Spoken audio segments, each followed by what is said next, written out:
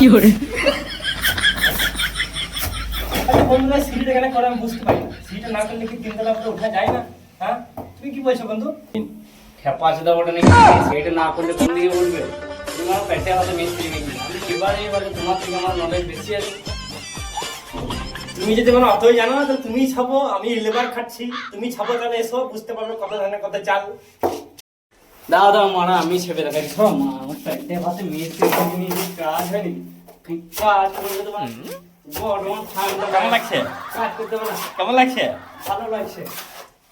ঠিক আছে, ওরা আমি কাজ তুমি মজা নিয়ে যাও। বাহ, ভালোই ছাড়ছো তো, আমাকে মনে লেবার খাটতে হবে তো।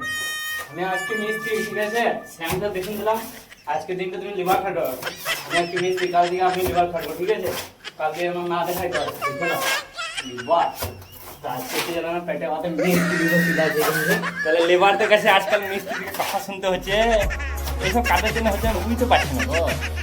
আজকাল মিস্ত্রি থেকে লেবারদের কাছে কথা শুনতে হচ্ছে, লেবারে ছেপে দিছি আমাকে চলে যেতে বলছে, তাহলে কি আমি কি চলে যাবো?